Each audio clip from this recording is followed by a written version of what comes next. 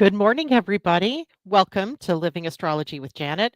It's time to grab your cup of coffee or your tea, sit back and relax while we chat about what is happening on this crazy wild week of March. The 10th through the 16th is pretty much what we'll be talking about today, although we'll dive into detail on the big things. But there is a lot going on this week for everybody to be aware of. So, this week brings profound shifts and opportunities for us to realign, right? It's about realignment this week. Mercury and Venus both will be together in the sign of Aries, Venus in retrograde, Mercury not quite yet in retrograde. And together they ignite a sort of review of our past. Old relationships that might be coming back up into our awareness again, creative projects and conversations, they may resurface for closure, right? Things that we need to let go of or to move on out. Maybe a second chance, even with people or a project, that type of thing. Now, Aries energy is bold and direct, but with Venus in sort of retracing her steps, we're encouraged to approach things a little differently. And that's the same with any planet that goes into retrograde. We have this time to reapproach or to, yeah, as we are moving backwards, to look again at how we've handled things and decide if that's the way we want to continue or do we want to change something. And meanwhile, the sun's conjunction with Saturn later in the week reminds us that dreams require discipline, that we can't just act without actually having something to move toward. And this aspect pushes us to commit to what's truly important or what truly matters while releasing illusions and wishful thinking. So we're actually having to take some real strategic actions perhaps this week.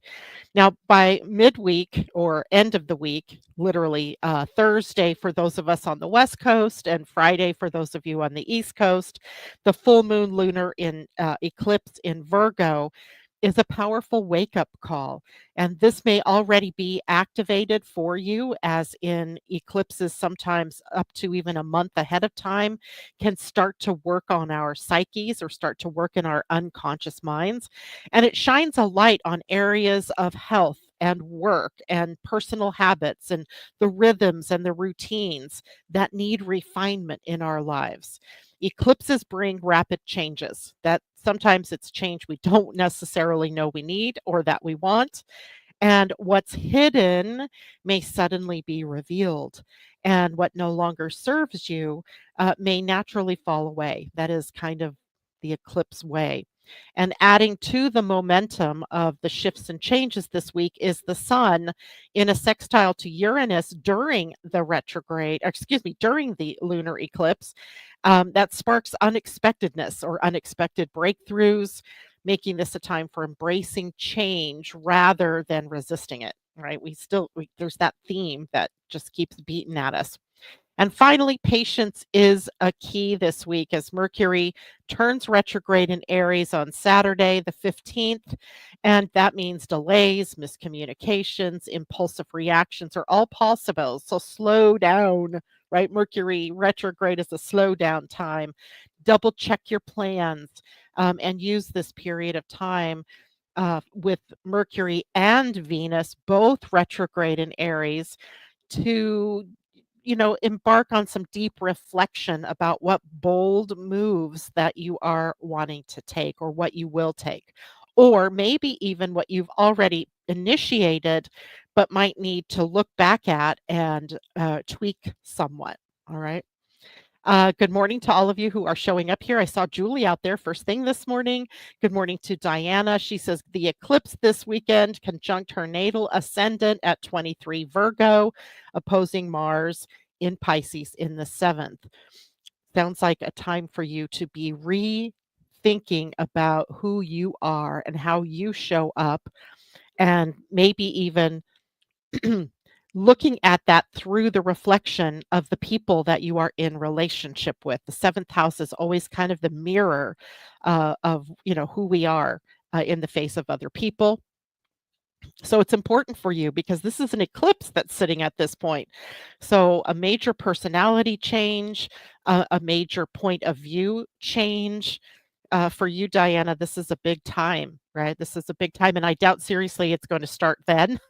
I think it's probably already started. You're already in this process as this lunar eclipse has been building over the last month or so. Good morning to Christine Buckingham and Pam Z.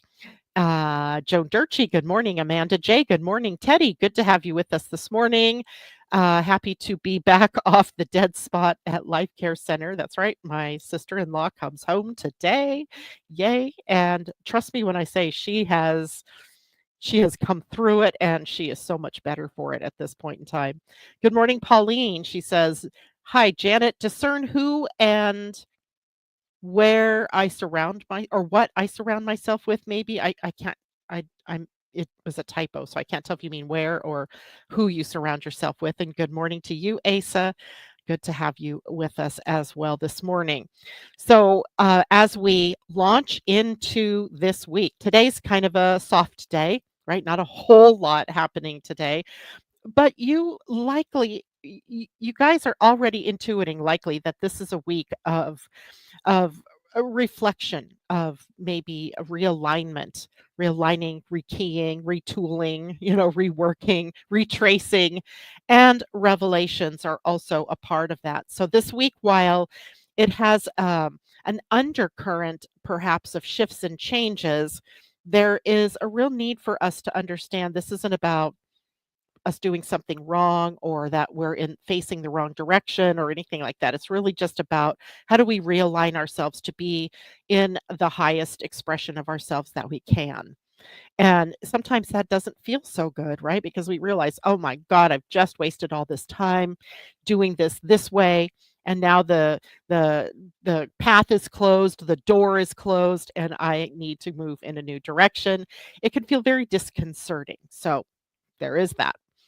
Um, let's start with Mercury conjunct Venus retrograde in Aries, which actually happens tomorrow. So already, though, as I looked at the chart this morning, Mercury is at 8.00 degrees and Venus at 9.19 degrees. That's already a conjunction. So we're already feeling it. Tomorrow just becomes the exact conjunction of the two of them. So that's how we look at these transits, right? They have a beginning that usually is between 1 to 6 degrees, depending on the planet, with an inner planet, I would say about 3 degrees before, and then the during, right, the exact time, and then about 3 degrees again as it passes over. So, in a way, what you're looking at are nesting dolls, right? Those little Russian nesting dolls, where even all of the aspects and transits that we're having this week are nested together. And, you're not just seeing the impacts of just Venus conjunct or Mercury conjunct Venus. You're going to see, the sun conjunct Saturn. You're going to see the whole full moon lunar eclipse. And then you're going to see the Mercury retrograde, literally all kind of stacking within one another. Now, when I talk about them, I'm going to be breaking them down into individual events, let's say.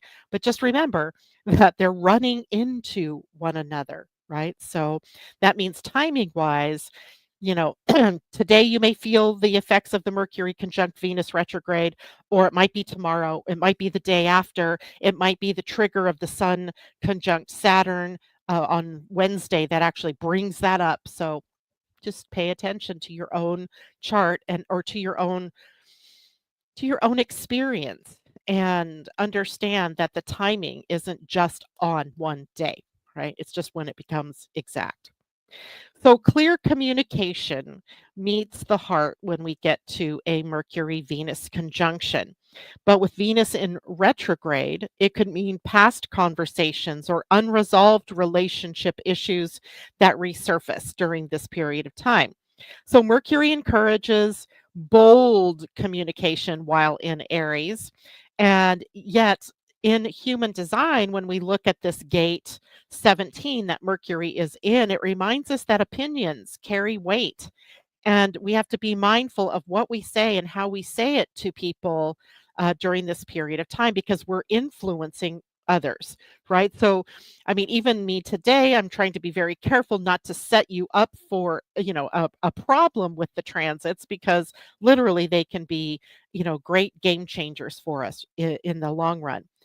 So, Mercury coming together with Venus then could be a powerful time for rethinking decisions that you've made, rethinking desires, rethinking what it is you really want from life. Maybe it's a great time to reconnect with people from your past or refine how you express love and how you express your values. And for some people who don't even know exactly what it is they desire, and I run across this all the time, maybe that's what you're going to be doing is reflecting on, well, what is it that I truly want, right? What is your ultimate desire in any situation or in this life in general? Because that theme is primary during this period of time, and it's communication. It might be coming in from the higher self, it might be coming in from something that you see outside of you or a conversation you have with another person, but it's there. So March 11th, which is tomorrow, Mercury conjuncts Venus, and its time or its theme is all about rethinking about communication, past relationships, and values. So the key point is Mercury plus Venus, right? We're blending the two together. We're blending the planet of communication with the planet of the heart, with beauty and harmony and communication as well as thinking patterns. We're bringing them together. So words, Mercury, meet heart, but Venus in retrograde brings something from the past back for us to take a look at or reevaluate. And energy is bold right now as we start this transition from Pisces into Aries energy. But be mindful about how it is that you influence others. What you say and how you say it is of primary importance during this period of time. Um, Miscommunications are prevalent during a Mercury retrograde, no matter what sign he's in. So speak with thinking, right? Think first, then speak, right? Because this could be a time where you get carried away and speak, but without really thinking about it, and it comes out incorrect or it comes out in a way that's harmful or hurtful. So we want to be careful about how we word things at this period of time.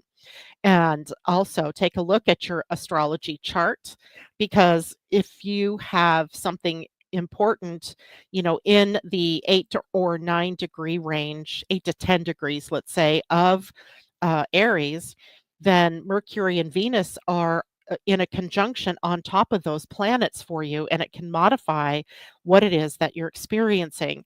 And then, as well, all of you take a look at here's Aries. This is what it looks like. This is Aries. And here's the planet Mercury, and here's the planet Venus.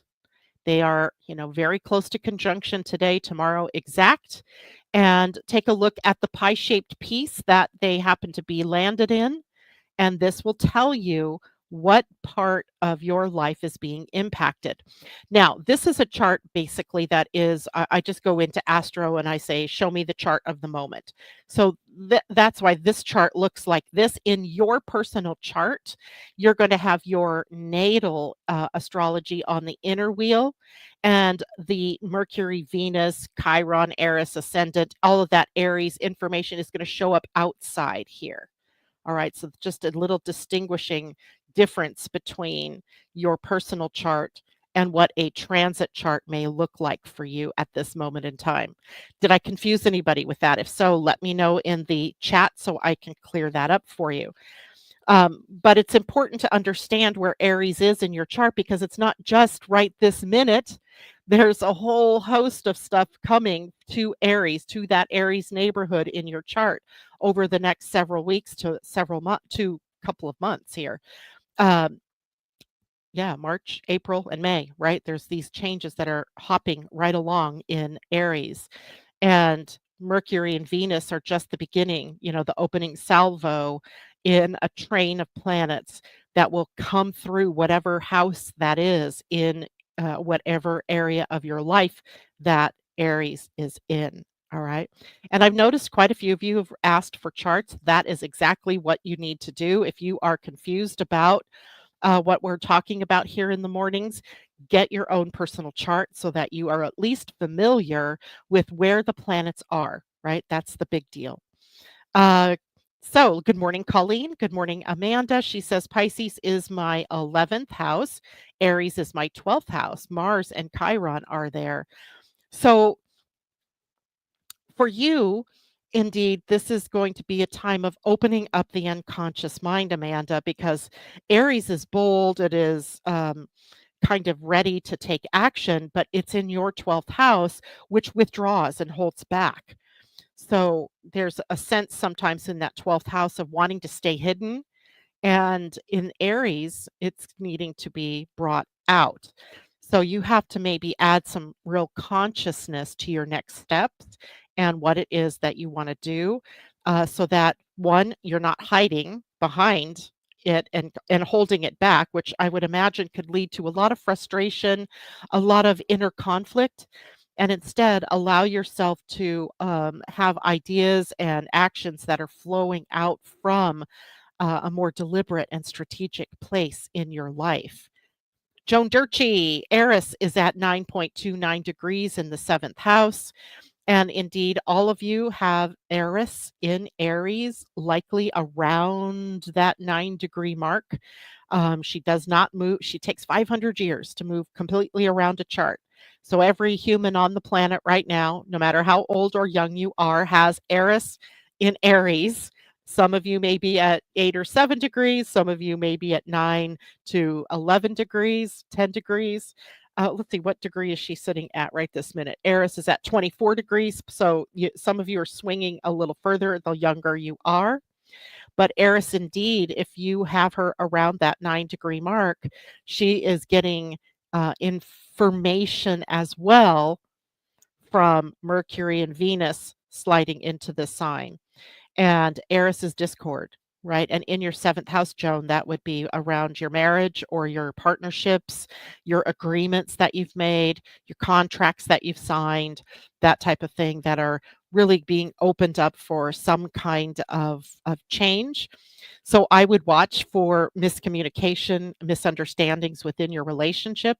Watch how you say what you say, but also be aware that if your significant other, who's now a spouse, I believe, um, is also saying things that hurt your feelings, that maybe you just take it with a grain of salt and understand that it's the sign of the times, right? All right. Amanda J. Mars is retrograde there too. And Mars retrograde is introspective. It is sometimes passive aggressive. It takes action in a backwards way. So you're fighting against the stream. Something I would think of in that case is in a past life or past lives, you were very headstrong and very bold and very action oriented. Maybe a lifetime where you were always acting first and then later having to think about what you did, or, having hurt people and now you're going back. So in this lifetime, you're much more cautious, which is a good thing, right? That's soul level caution. But also that caution sometimes can become what we would call passive aggressive, where it's hurtful to yourself or hurtful to others. It doesn't come out right. So you need to rearrange the way that you are consciously creating your reality and not just setting it up for being unconsciously expressed all the time. I hope that helps. Pauline, do we get seasonal transits to be updated?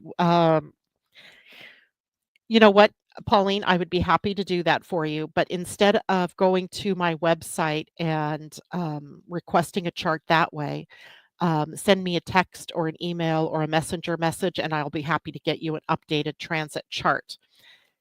Christine says that resonates. Pisces Sun, Mercury in 11th, and Aries 12th with Black Moon Lilith. So there's something for you around that 11th and 12th house too, Christine, where, picking the right people to be associated with can prevent you from some of the people that might want to hold you down or talk bad about you, or, somehow just not resonate with you. So choosing your friends wisely, or choosing who you hang out with quite wisely for you, is an important thing. TD Hawk, good morning. Pisces rules her second house with Chiron and Saturn there. Aries rules my third house with Ceres there. So Pisces ruling your second house with Chiron there is a wound perhaps around money, resources, self-worth. And I don't know, something about that makes me feel like sometimes you dissolve in the idea of like attracting resources where you maybe give up on yourself too soon, or you don't feel worthy of having that up level in your resources. So I want you to watch out for that, and really claim your self-worth at this point. Nicole Markham, good morning. Happy Monday. She has Venus and Aries in the 8th house in your natal chart, Virgo rising with North. So you are being hit all over. Your chart is lighting up this week. And I'm surprised you haven't reached out and said help. but it's a good thing. The 8th house is a house of death and rebirth. So we're always changing, transforming. And that's a big deal for you in this, because then as well, depending on the degree of your ascendant, and sometimes I just don't even think it matters, that anything in the sign of Virgo might be upset or overturned or changed based on the lunar eclipse coming up on Thursday, Friday for you.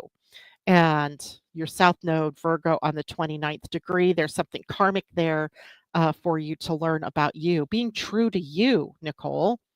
Maybe you have a habit of doing, disappearing too much into what others want, or maybe, knowing you, I think there are probably times when you have needed to really stand up and be accountable to you, to yourself, and do what's really true for you. Because I think sometimes you're trying to do a lot for others, trying to make everybody happy. So be careful about that at this point in time. It might blow up on you. Um, and of course, that all depends too on the rest of the chart, who's hitting who where. All right. So the next one, March 12th, Wednesday, we have the Sun conjunct Saturn in Pisces.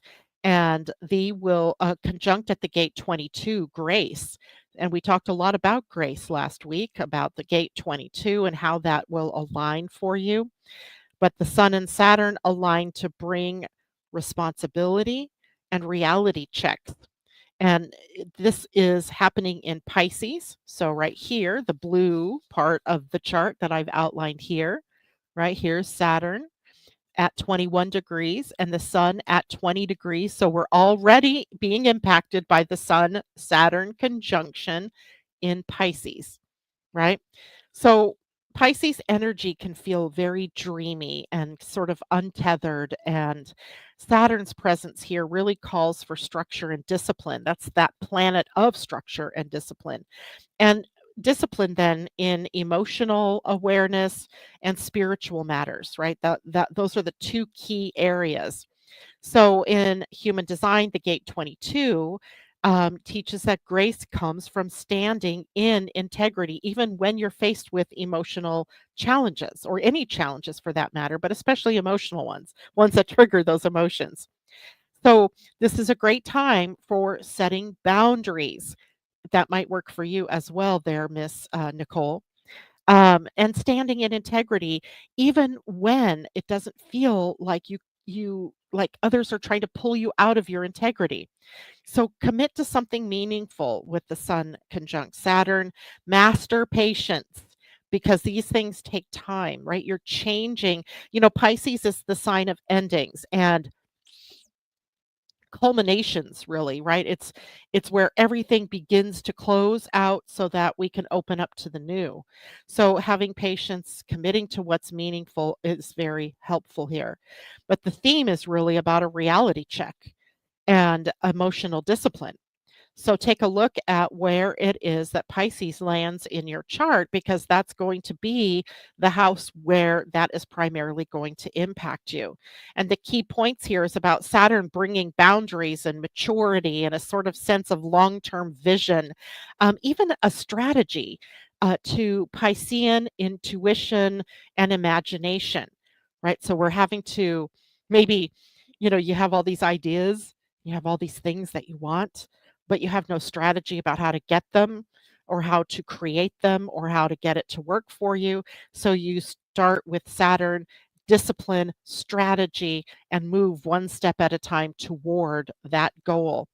And then gate 22 in human design, where the Sun Saturn conjunction takes place, teaches grace under pressure, and it's under emotional pressure.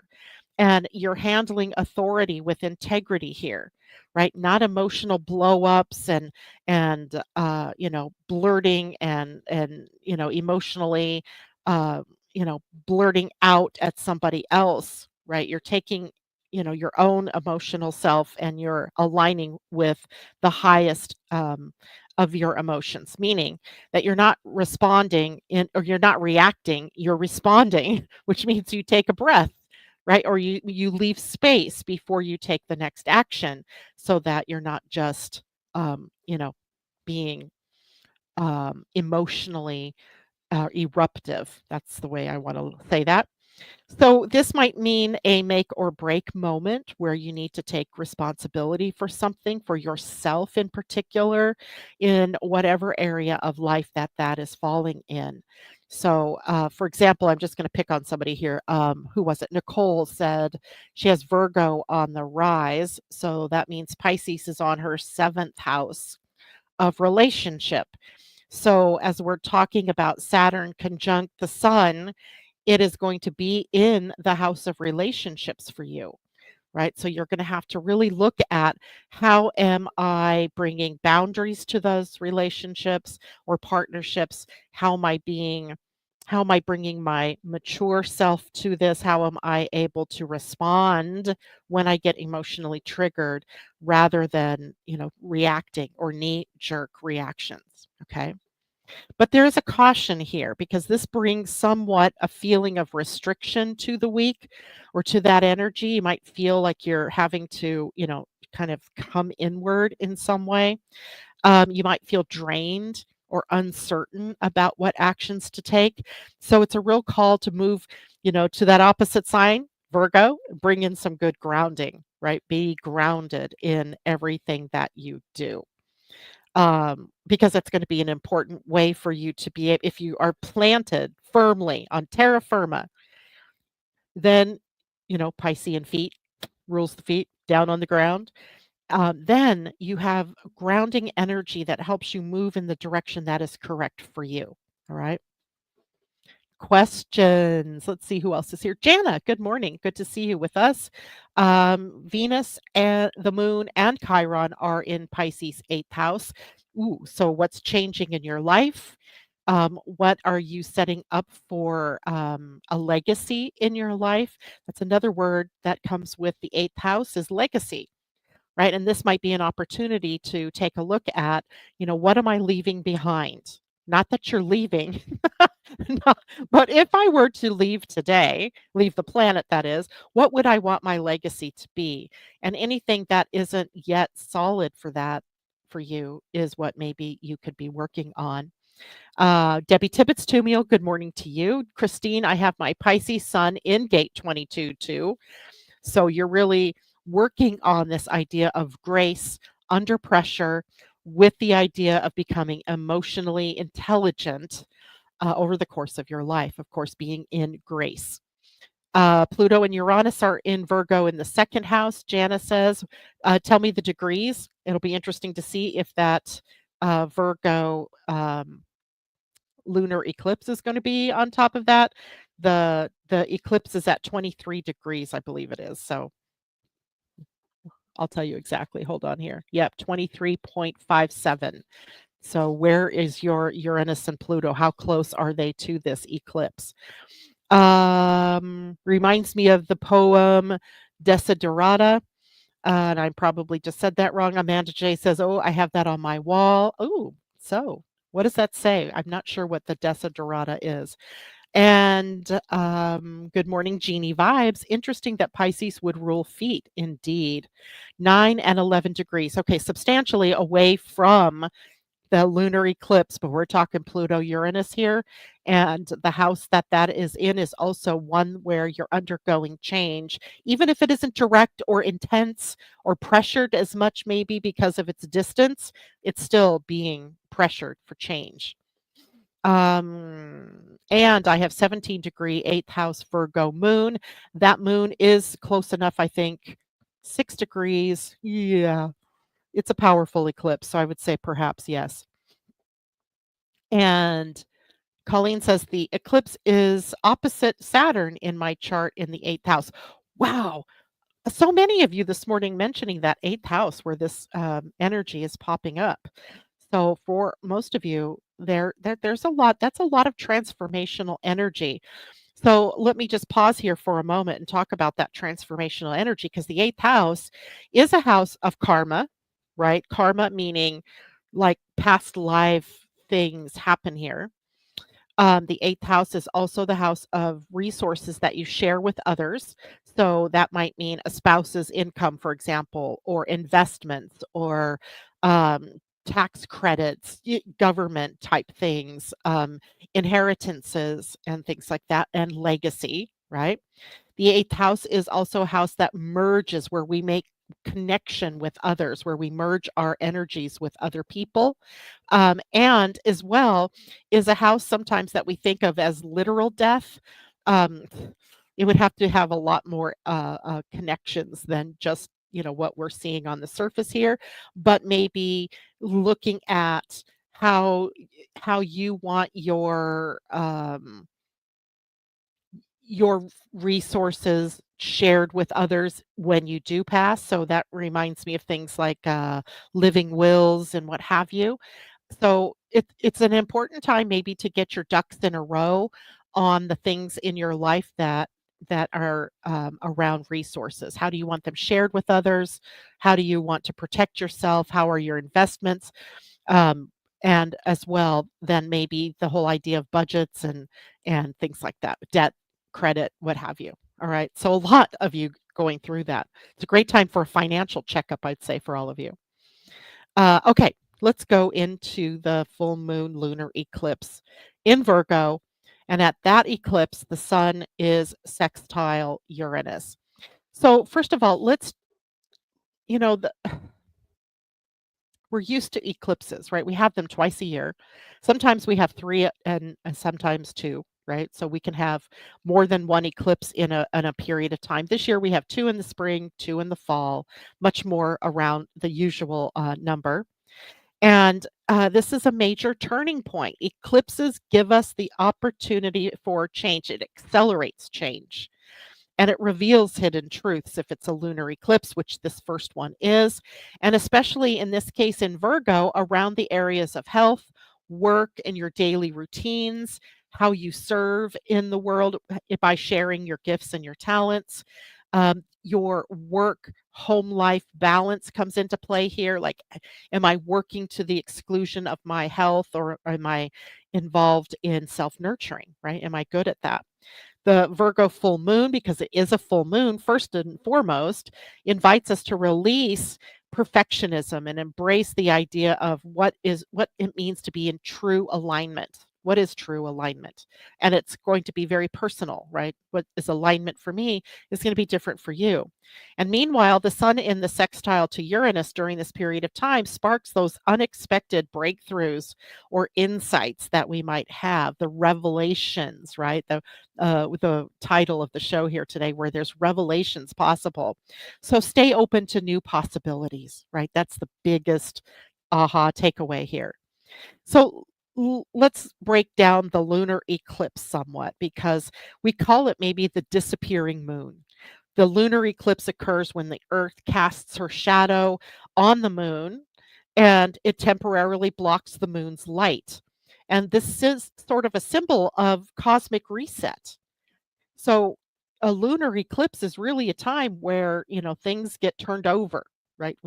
We move through a big change, and it reveals sometimes hidden truths, or sometimes it's a karmic shift that karmic shift in our relationships, in our work, or wherever, whatever the house is that it is impacting for you.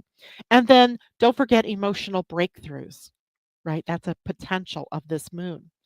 And there might be endings and new awarenesses because the eclipses sort of bring fated events to us. An eclipse happens when the moon is close, passes in front of the earth when it's close to one of its nodes, the north or the south node. And a lunar eclipse in particular can often illuminate what must be released before we can move forward into what happens next in this case, which is the solar eclipse on the 29th of this month. So before we can begin the new chapter, the lunar eclipse shows us what we might need to release. And eclipses always occur near those nodes, as I was saying. So the points where the moon's orbit intersects the sun's apparent path around, or the earth and its path around the sun. And the north node points to what is growing, what we need to have more of, while the south node would reveal past patterns and karmic healing. And guess what? This eclipse, this lunar eclipse, is on the south node. If you look at the chart that I showed you, the moon, is this the one? Nope, that's the chart of the moment. The moon here is on top of the south node, right? So the south node. So what we're looking at then is past patterns and karmic clearing. As opposed to having to move in a new direction yet, we're having to clean up the past.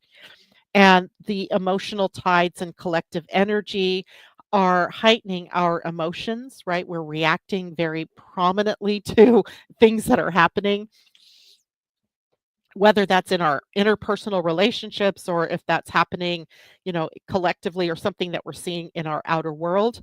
And it brings deep inner realizations, right, of what we need to shift or how we need to move forward.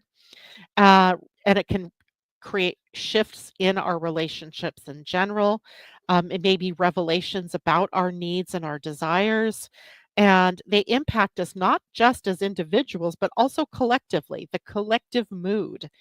And I'm going to call it fate in motion, right? Because it's moving. The earth and the sun and the moon, they are always changing their relationship.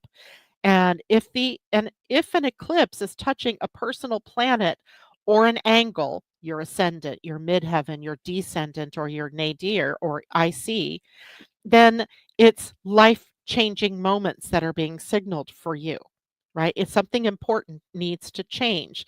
You might have sudden insights.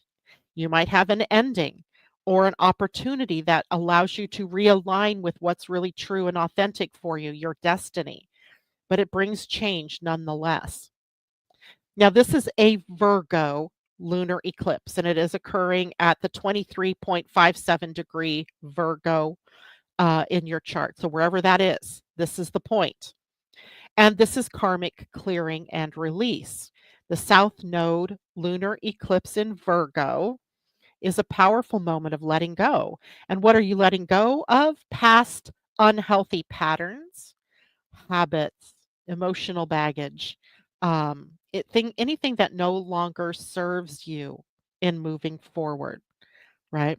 The past comes full circle, right? That's occurring with an eclipse. South node eclipses bring closure or endings and karmic reckonings in some way. What's unresolved may resurface, urging you to integrate whatever the lesson was, whatever the learning was, before moving forward. So, in order to move forward, we're having to have closure, right? That's this lunar eclipse. Now, Virgo's influence, of course, brings refinement and realignment.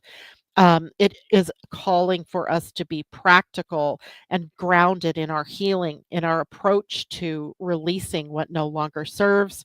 Examine your daily routines, the work that you actually do, your work life balance, your well being. What needs restructuring? What needs to be released? Are you overworking? Are you overly tired? And if you are, what can you restructure in your day, in your week, in your life, to help you feel more aligned, balanced, and in harmony. And we have a Virgo Pisces polarity here. So we have the eclipse happening in Virgo, but it's never just about the sign something's happening in. It's also the opposite sign, and the opposite sign here happens to be Pisces. So the polarity is about trust on one side and control, trust versus control. So the eclipse highlights the tension between Virgoan structure somewhat and Piscean surrender, where Virgo is persnickety, nitpicky, perfectionistic, and wants to be very controlling, versus Piscean tendency to have loose boundaries or no boundaries and just goes in a flow, surrender, right? So where do you need to let go of perfectionism in your life? Because that's where the eclipse is on the perfectionism side, and trust in the flow, right? How do you restore that? Now, there's a collective impact as well, right? If all of us as individuals may be impacted in some way, shape, or form across a continuum from barely impacted to hugely impacted, right? Based on your own personal chart or map, soul map, right? But as a collective, it's impacting our work and our health systems. So, on a global scale, Virgo eclipses often trigger shifts in healthcare or in our daily routines or in the service industries or the environmental awareness that we have, right? Earth, it's an earth sign. So, we may see breakthroughs or we may see reckonings in these areas. So watch the news cycle this week if you can stomach it, and watch what happens in the aftermath of the eclipse as well. And South Node eclipse again on the collective tends to feel fated, as if the universe is hitting the reset button and on old cycles so that we can start something new. And if this eclipse aligns with personal planets or angles in your own chart, expect significant changes, closure, revelations, or realignment. But also in the chart of a country, a nation, or an organization, um, an event, we can see the marks of the lunar eclipse in those places or in the charts of those planets or places. So the theme of this lunar eclipse is really about major transformation and getting some clarity. There's that revelation, that clarity moment potentially in this week or in this eclipse. And there's fast changes, there's revelation, there's karmic shifts because that's what eclipses do. And it will be changes perhaps along Virgoan themes of health, work habits, work environment, organization, practical solutions, and toxicity of the environment, right? What am I putting in my body? And how is that impacting me? What's in my environment that's toxic that I might need to take care of? And with the sun sextile Uranus, remember a sextile is a 60-degree relationship between the two planets. Uranus is in Taurus, an earth sign, and the eclipse will occur in Virgo, an earth sign, so they are working harmoniously. And actually, the sun won't be, it'll be in Pisces. So Pisces to the sextile to Uranus means surprising opportunities, maybe breakthroughs in the spiritual or health and healing, the earth, in the grounding parts of our lives. And just a cautionary here, watch out for emotional intensity. Watch out for health issues. If something pops up in your health, make sure you take care of it right away. Watch out for sudden changes or be aware of them. I'm not saying watch out as in beware or be in fear. It's more like watch for it to come up. And if it comes up, be ready to take care of whatever it is. Okay. Let me go back and see questions here. Let's see, I got that one. Oh, the eclipse is opposite Saturn in my chart in the 8th house. Oh, and opposite the moon at 23 Pisces.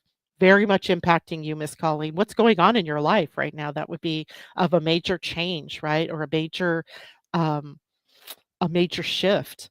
And thank you. I just sent an email for a reading. Okay. Yeah, your chart is lit up. That is for certain. And Christine, oh, okay. Is this the Desiderata? Go placidly amid the noise. I'm just actually going to show this on the screen. There we go. Go placidly amid the noise and haste, and remember what peace there may be in silence. As far as possible, without surrender, be in good terms with all persons. Speak your truth, by Max Ernst. I like that. Irene, good morning. She says, sunny greetings from Sweden. My natal ascendant is in Virgo, but I think the eclipse is in my 12th house, quite possibly then. Tom, good morning to you. And let's move on to the very last aspect that we need to talk about this morning for this week, and that is Mercury turning retrograde in Aries. And let the rethink begin, right? This is it's not it's not often that we have the rethink of Mercury happening in the sign of Aries, which is the first sign of the zodiac, which really gives us the opportunity to rethink the actions that we might be taking next, right? This is a very positive thing, even with the upsets and the turnovers and things like that that happen with a Mercury retrograde. But it is a time for us, of course, the retrograde always brings this time to slow down, to move inward, to rethink your words, to rethink your actions, to revise your approach to something. And Aries energy wants to move fast. It is a sign that is ruled by Mars, that movement, movement, movement. But for Mercury retrograde, it is always going to go slower, right? We need to slow down. It reminds us that reflection is required because that leads to making better decisions. So watch for misunderstandings, watch for tech glitches, impulsive reactions. This is a time for reviewing rather than initiating. And, it's kind of interesting to watch the um, the conversation going on between Canada and the USA right now. It's like you're watching some, volleyball match or some, tennis match where they're going back and forth, back and forth. I really don't understand why we're picking a fight with what has been our most peaceful neighbor forever. But watch during this Mercury retrograde for how there can be some real unexpected results of the tariffs that Trump has placed on Canada and Mexico. But it seems like the highlight right now is over Canada. I will bet you that there are some unexpected things that happen out of that action that was taken. Not good or bad, just saying, just saying. Watch for this because Mercury's turning retrograde. So do we have to go backwards? Right? Do we have to withdraw some of the words that have been said, some of the threats that have been, laid out there? So it should be interesting. I'm kind of watching this one for this Mercury retrograde. So slow down, reassess before you speak, think, right? Review before you react or before you act. Mercury retrograde in Aries. So rethink your impulsiveness, rethink your communication and your self expression before you do it. And just expect sometimes we're going to do it. We're going to just say it. We're going to trip over ourselves. We're going to be. We're going to be in the doo-doo pile just because that's what Mercury does when he's in retrograde. Something happens. The delay, the tech glitch, I already noticed one the other day on my website. I was purchasing a protection, I don't even know what else you would call it, a sort of protection privacy plan or something like that, but I purchased it on the wrong domain. So now I'm gonna have to go in and try to talk them, into moving it to the correct domain for me. It's just I don't even know how I didn't see that, but shadow Mercury retrograde. So it's things like that that still may happen, especially if you're in a rush to get it done. And I remember I was doing it a morning before I did a broadcast and I was in a hurry. I should have known better, right? So Aries wants action, but Mercury in retrograde says pause, reflect, revise, make sure you're doing or saying the right thing, make sure you're pressing the right button at the right time. So we just have to expect, that there likely might be some tech delays because things sometimes are happening so fast when it is in Aries. So double check your plans, hold off on any significant launch or any significant change other than what's been already in play, and practice patience. Patience is the big deal. Mercury is retrograde until, let's see, do I have his changeover? It'll be next month. So the rest of this month, and let me see if I can look at April. God, I can't even believe I'm saying that word. Um, he turns direct on April 7th. April 7th. So we have quite a bit of time of Mercury in retrograde, Aries, back to Pisces, and then Pisces forward again into Aries. And the same thing with Venus, only she's retrograde until the 12th of April. So either way you look at it, we have this time period of slowing down, revising, looking inward, etc. All right. So questions, guys. Um, I know it's just the whole thing. This whole thing about tariffs drives me crazy because I don't understand the reason. I mean, I think I get a glimmer of it sometimes. Like I think he's trying to restore American made goods and bring jobs back perhaps from foreign countries back to manufacturers here, in the US. But I'm not certain that he's going about it in the right way, but who am I? Who am I? Right? I'm just a citizen here having to live through the stuff that's happening. And maybe it'll work. Who knows, right? At this point, all I can say is go with the flow. Try not to get caught up in all of the rhetoric going back and forth. Do what you need to do, what have you. And Christine says he's speaking about tariffs on the EU too. Yeah, that make all these other make all our friends our enemies. I mean, that seems to be his policy right now. And Tom, I can't unsee that.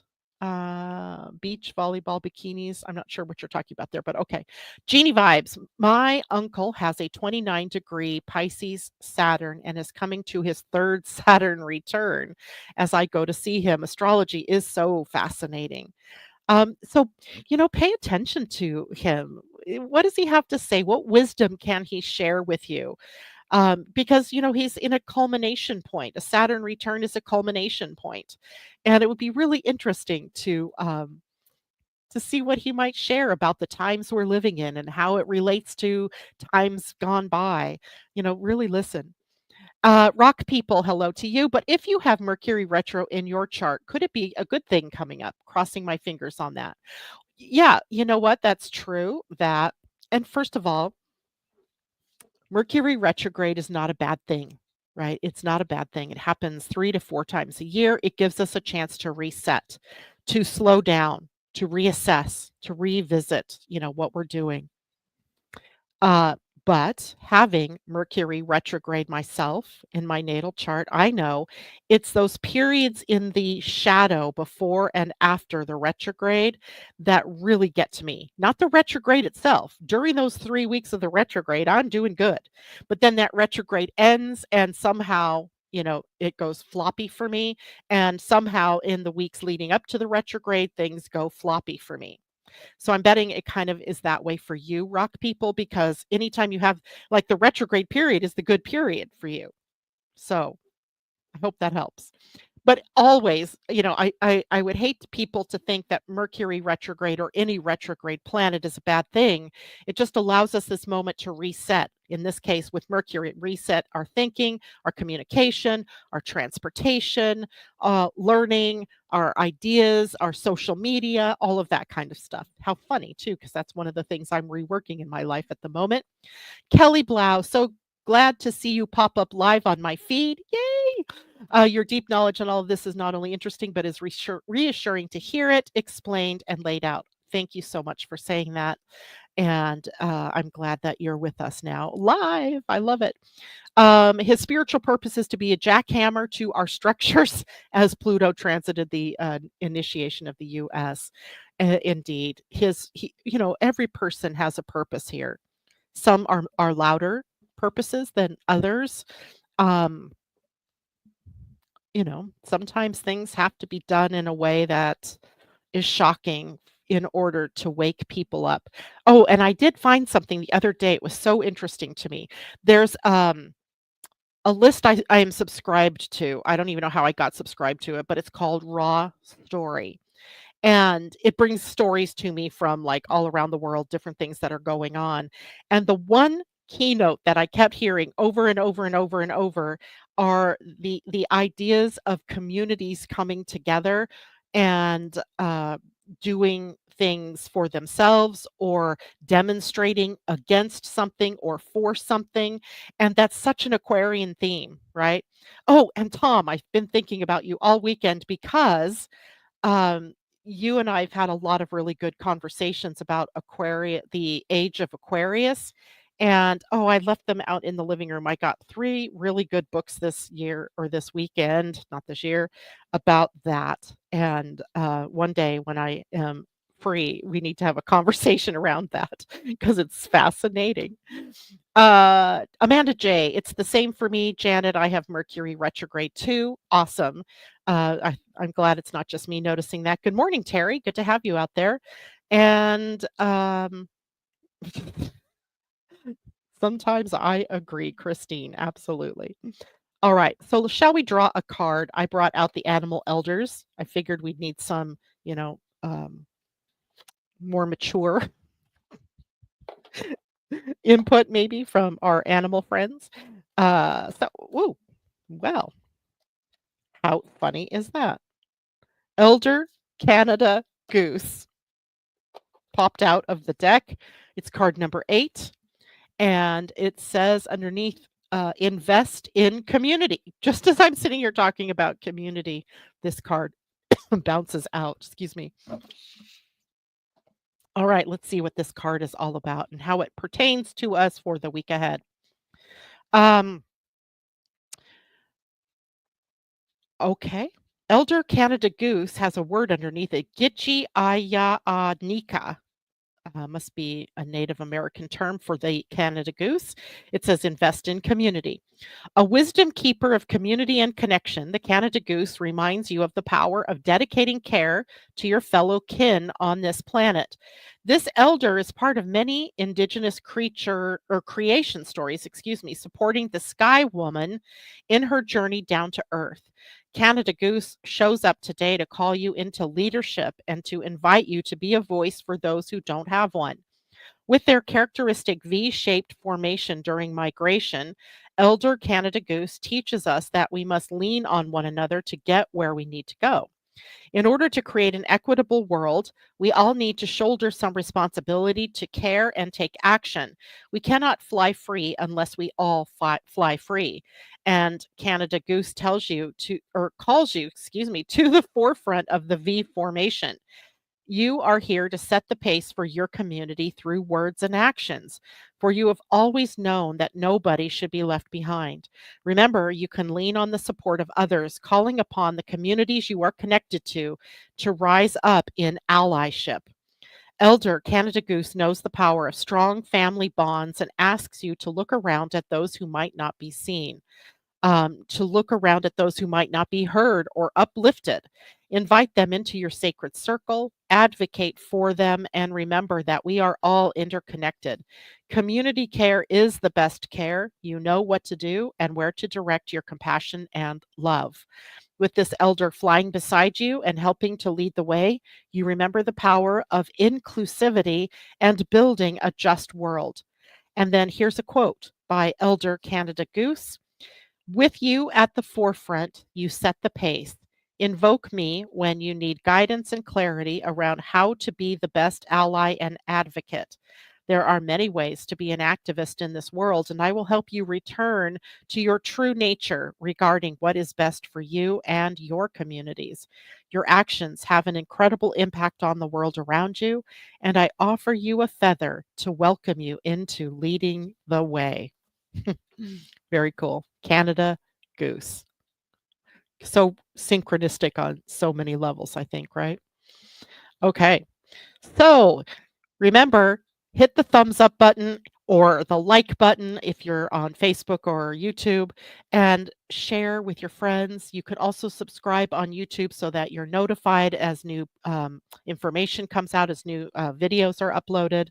And most of all, everyone, have a wonderful week. I will see you on Friday, and it'll be post eclipse by the time we meet on Friday, I think. Yes, it will be. And I'll look forward to hearing all your stories or experiences. Thanks so much. Take care. Bye for now.